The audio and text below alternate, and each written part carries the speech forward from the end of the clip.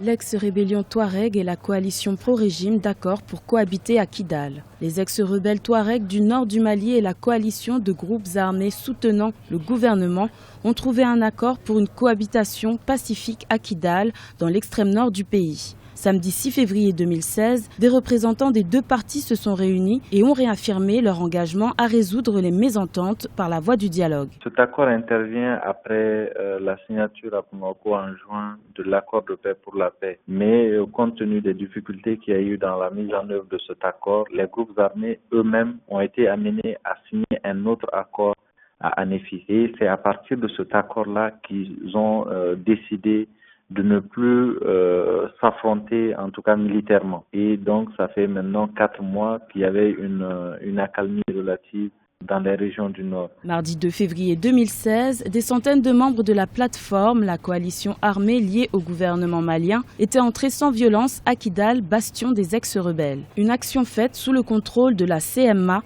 la coordination des mouvements de l'Azawad. La venue de la plateforme à Kidal pourrait être le préambule de l'application de l'accord de paix dans la ville de Kidal, aujourd'hui dirigée par les deux partis. Il faut faire extrêmement attention avec ces groupes armés, parce que nous sommes en train en quelque sorte de sous-traiter notre sécurité. On ne doit pas se réjouir de la venue de ces groupes armés, qu'ils soient pro-Bamako ou pro-gouvernement, peu importe. Ce qui est important, c'est la présence effective de l'armée nationale dans ces régions-là. Parce que seule l'armée représente l'État du Mali. Seule l'armée représente les populations. En mars 2012, des groupes terroristes prenaient possession du nord du Mali, ce qui avait engendré une intervention militaire internationale en 2013. Sous la médiation de l'Algérie, plusieurs négociations de paix ont été initiées offrant aux différents belligérants un espace de dialogue.